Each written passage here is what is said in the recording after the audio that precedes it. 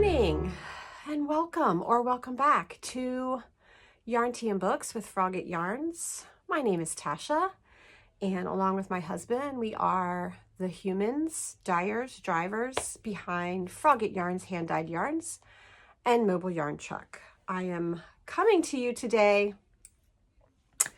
with an unwanted acquisition from Nashville, and that is Miss Rona. So I apologize for all of the nasally crap and the way that I sound, but I'm feeling about 10% better this morning. So I thought, let's try and get this recorded. If it doesn't work, I can always try again tomorrow. And we'll talk about Nashville and everything, my thoughts on the whole thing. So yeah, grab a cup. For Mug Watch today, I have a brand new mug. This was not planned. This is Seasoned Pottery. I have a few of her pieces, and I've been putting off, she's had a couple of updates for the past few weeks, and I've been putting off getting a mug because I have so many, right? But this frog, like, how adorable is he? He had to come live with me, right? This update actually happened on this past Sunday while we were driving home from Nashville. So I thought, there's no way I'm going to grab it. Her updates usually go really quickly. So I set an alarm, and yeah, I didn't know what kind of internet we'd have, but I was able to throw him in my cart and check out, and I'm really happy with him. He's perfect for, today is Thursday. It's the first day of spring, so happy spring. Yeah, and I just thought he was too adorable to pass up. I've got my favorite chai blend in here. I'm living on tea, folks. Yeah, this is, honestly, this is the 5th time that I've had this, and I'm over it. It always seems to affect my throat. I get a terribly, terribly sore throat. I feel like I've swallowed glass. And it's very, very sinusy and in my chest this time. So, like I said, about 10% better today than I have been all week, which is not much of an improvement, but I'll take what I can get. So welcome back. Last week you had the vlog. I hope that you enjoyed that. I got lots of comments on that, lots of great questions. Looking back, I feel like I should have done some voiceovers and explained the process more, and I've taken notes, and I will definitely improve upon that when I do another one. So, but most of you seem to like it, so thank you so much for watching the vlog and getting a little peek behind the scenes of what we do and how we got ready for the big show. So let's start with Nashville. It was, for a first-time show, it was very well done. I will say there were very few hiccups that I could tell. There are definitely things that they can improve on. So this was the first year, inaugural year for Nash Yarn Fest. It was held at the fairgrounds in Nashville. It was a beautiful building. I feel like it met the needs of the event that they were trying to put on. But yeah, there were a few hiccups.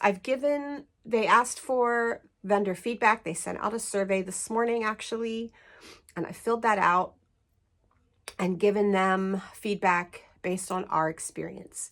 We have never been parked inside a building before, and so that was a different experience for us. It was nice to be in the building with all the other vendors. So typically if a show is all inside, we are parked outside by the entrance.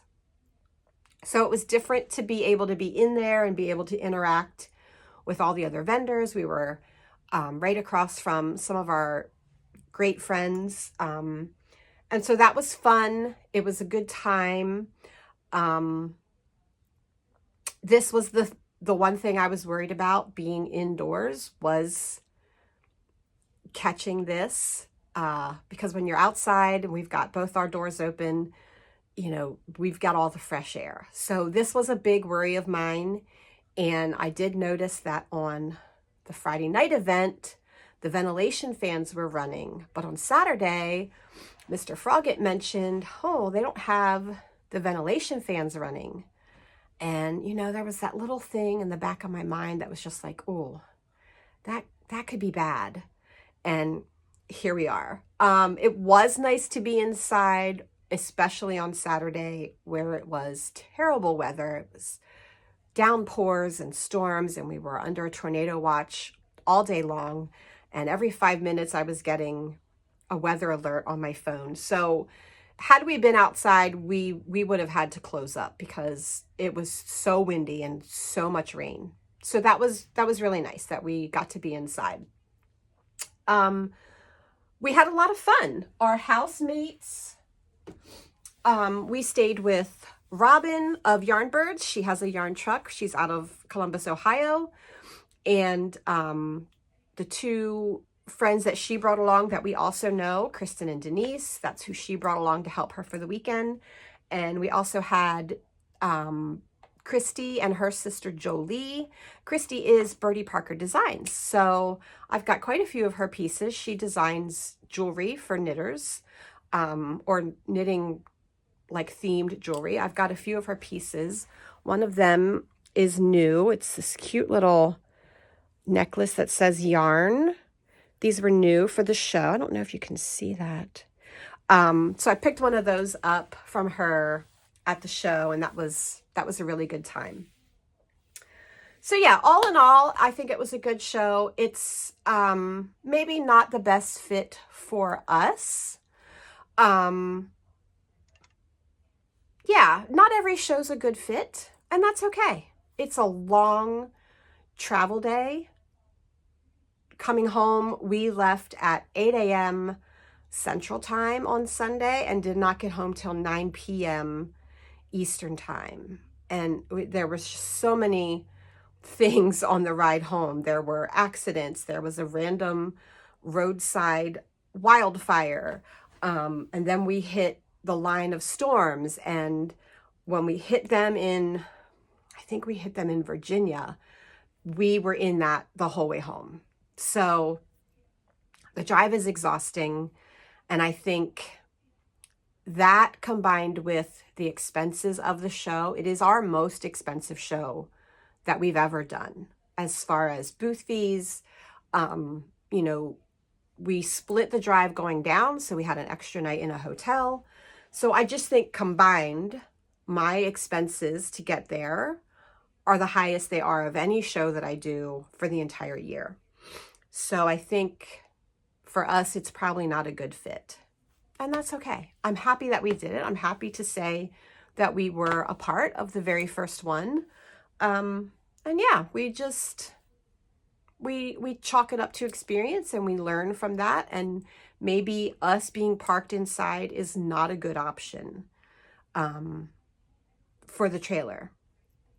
So not a big deal. I did get not much as far as acquisitions. I got the necklace. I also went to visit M.a.b.e.l. So she makes these beautiful project bags, and she makes coats out of vintage quilts. So she sources the vintage quilts and then turns them into these beautiful project bags. I have another one that I got from her at Rhinebeck. I also got a new little pouch. So this is a log cabin print, and this is the bow tie. So I got that.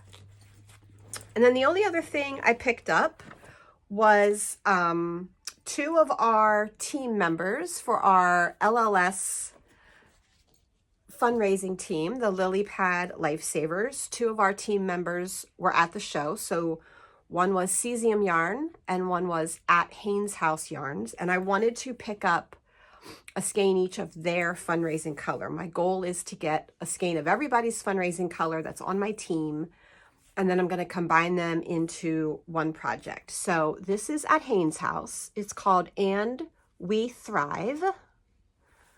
Gorgeous blue with all these speckles. And then the other one I got was Cesium's, and hers is this lovely mixture of like hot pink with red and purple. And hers is called Visions of the Future. So love that. The others I will be able to pick up at our next event, which is Frederick Fiber Fest. I'll be able to pick up skeins from all the other team members at that one. So that's it. That's my, catch up, my thoughts on Nash Fest. It was very well done. No first festival is without its bumps in the road, and they definitely have room for improvement. But overall, I think they did a great job, and hopefully they'll take the feedback, and next year will be even better. I don't see us being there next year. Sometimes the drive is not worth it. It's hard on our bodies and the extra time away. So that's that. So let's move on to finished objects. And there's not much to speak of for finished objects. I did finish one of my February Christmas socks. I've not put much work into the socks at all lately, but I did finish one. The other one still needs the heel and the foot and all of that, but I have not touched these in quite a while. That's the only thing that's done. So it's a half object. That's it. So that takes us right into WIPS. I made a lot of progress on my Douglas Cardi, which lives in my adorable frog under a quilt bag. This is the Douglas Cardi by Andrea and Mowry, and I just finished the pink section. So let me find my marker. I was here the last time that I showed it. So I've done this.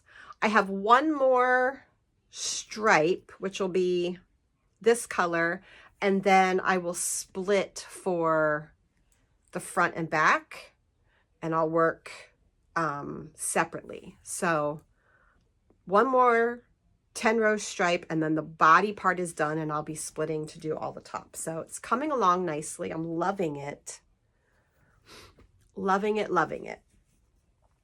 That is made using our Luxe DK, which is a merino cashmere nylon, and I'm using 5 colors. So I'm using Pressed Petals, Fresco, Dunfermline Abbey, Mushroom Bisque, and Mahogany. So very happy with that. Loving the way that's coming out. I've also been putting a lot of time into my shawl design. I'm having a good time with this. I've been taking lots of notes. So the last time I showed, I was here where my little froggy marker is, and it's going to be hard to see because it's really bunched up on short needles, but see if I can show you. It's coming along nicely. So we've moved into some stockinette, and I'm doing some garter stripes. Yeah, I'm loving it. I'm loving the texture. It's very squishy. Yeah. So I'm excited. I'm having a lot of fun with this. This is our bisque fingering base, so 100% superwash merino, no nylon, and I am using the colorways Sunrise on the River Ness. This color is called Inverness, and then my next color will be Blackberry. So it's coming along lovely, and I'm very happy with the way that it's looking. Very happy with that. I put a lot of time on that while we were traveling and hanging out at the house. It was such a good time at the house. Everybody got along so well. We had a good time, you know, sitting and chatting. Yeah, it was a good time. So I'm happy with that. And that's it for WIPS, folks. I haven't touched the club blanket from last year. I did finish my April book club square, but I can't show you that because that would be a spoiler. So that will move us into shop news, which is April Lilypad Club is open now for pre-orders. It opened on the 15th, and our book for April is Phantasma. And here is our adorable little book for the month. So these are going really quickly. I think we're down to, I didn't check before I got on, but I think we're down to single digits of these left. So if you want a book charm, get your pre-order in, and yeah, that way you won't miss out. When they're gone, they're gone. And the last couple of months have sold out pretty quickly, and there's been no extras to list. So don't wait on those. I want to say a huge, huge thank you to everyone who has purchased our LLS color for a cure. And so many of you made donations directly to our fundraising page. So thank you so much for that. It means the world to us. I will have our the link to our donation page linked below in the description box. If you don't want to feed the stash, I completely understand that. I don't need to feed the stash. And yeah, every dollar helps. It's all going to LLS, and the team is doing great. So yeah, just wanted to say a huge thank you. We sold out of one of the bases of our LLS color at Nash Fest, which we were really excited about. And we put a bunch in the oven yesterday to restock, and we're sending to our one shop. The Salty Sheep, she reached out and said she's almost out. She wants more. So it's going well, and from the bottom of our hearts, we can't thank you enough. Our Enchanted Forest kits, they were our featured kit for Nash Fest, and I didn't have this to show you before we left. I showed you the Enchanted Forest shawl, which was the knit kit, and then I was waiting on the crochet shawl, which is called the Bramble wrap. And you guys, it came 2 days before we left, and it is stunning. It is so, like, it's so big. It's so magically ethereal. Like, look at that. It's such a stunner. It's perfect for spring because it's so airy and lacy. Look at that. Look at those details. I love it. I unpacked it and immediately chucked it around my neck. And Mr. Froggett, I was wearing it at the show, and Mr. Froggett made me take it off to put on the mannequin to display, and I was very sad, but I love it. So this is by Gwendolyn Jones. She is by Gwen Designs, and it's amazing. So this is our crochet kit using our Enchanted Forest colorway set. And yeah, these are in the shop. You can get your pattern on Ravelry. The pattern does not come with the kit, but you can get your pattern on Ravelry and then make yourself this gorgeous shawl. It's perfect for spring. I'm ecstatic. It's so beautiful. I cannot wait to just wear that everywhere. We will have our Enchanted Forest kits, both kits, the knit and the crochet, And we still have a few of the special charm sets that Kelsey from the Littlest Charm Co. made for us. We will have them at Frederick.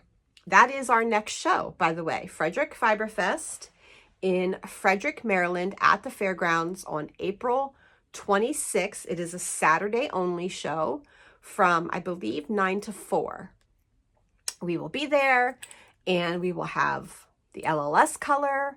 We will have both of the Enchanted Forest kits, and we'll have the charms. So come and see us if you're close. Yeah, we'd love to see you. It's an amazing show. It's one of our favorites. It's an hour away from home, so we love it. And that'll be it for shop news. I mean, everything's in the shop. Everything's up and available. Yeah, we're having a good time. Show season has officially started. So yeah, it's warm out today. I think they're calling for rain later. That's okay. So that will lead us to book chat. I finished A Language of Dragons by S.F. Williamson. I liked this. I gave it 4 stars. I do not agree that this is a romantasy. The romance in here felt very insta-love, and it lasted all of about 5 minutes, to be honest. But I love the premise, the whole, so our main character is she studies dragon languages. So this is set in like an alternate reality. So it's London. It's like 1920s London, but with dragons and magic. So our female main character studies dragon languages. So she can talk to dragons in their respective languages and communicate with them. And I love that premise. It's very cool. And the story is very well done. I would not consider this a romantasy at all. It was just a really, really good fantasy. This is YA. So yeah, very well done. I love the story. I don't know that there's supposed to be a second, but the way that it ended, it absolutely could be, because so much happened in the last 10 pages and nothing was resolved. So I'm hoping that there's another one, because otherwise I have a lot of questions because nothing really got resolved. I am still listening to my audiobook, which is Goldfinch, which is book 6 of the Plated Prisoner series by Raven Kennedy. Loving that. That's what I'm listening to if I was in the studio. I have not been in the studio other than yesterday all week because of this lovely thing that I've got, which is fine. Before we left for Nashville, I had to run a few errands, and they put me in the vicinity of the bookstore. And so I popped in just to have a little downtime, just to stroll around. And, you know, I didn't plan to pick anything. I planned to pick up one book, which was this, Green Teeth by Molly O'Neill. This sounded very, very interesting, but I didn't want to pick up anything that was really left on my list because I asked Mr. Froggett for my birthday, which is next week, for a trip to the bookstore on him. So I was trying really hard not to pick up any books that I had on my birthday list, but I did pick up this one. And then I took a stroll through the middle grade books, which I haven't done in a long time. I love a good middle grade book. And I came out with an even longer list, but I did pick up 3 middle grade books to try. So the first one is A Tale of Magic by Chris Colfer. And this is a whole series, folks. This sounds really amazing. So that was one that I picked up. I also picked up The Whisper Wicks by Jordan Lees. This is like a portal fantasy. And then I picked up The Girl Who Drank the Moon by Kelly Barnhill. And this is the one I started. So this one is so enchanting and sweet. Having a really good time delving back into some middle grade books. I love a good middle grade book. I've got a couple of series that I've read years ago that are some of my favorites. Yeah, I love a good middle grade book. How do y'all feel about a middle grade book? Do you like to read middle grade? I did read all of Harry Potter. There's a great series by Angie Sage that's all about a magician. And I don't know what the series is called, but it starts with like magic and then flight, but they're all spelled kind of differently. Anyway, it's a really good series. I also have a series by Joseph Delaney that's really good. Anyway, I love a good middle grade book. I grabbed those 3. I put a bunch more on my books that I want list, and maybe I'll pick some of those up if when Mr. Froggett takes me to the bookstore. They're easy to read, you know, there's not, everything is explained in a quick and efficient way. So they're great to read in between your big epic fantasies, or if you just want a nice, easy read. Anyway, this is really good, The Girl Who Drank the Moon. Which leads me to a question for book club.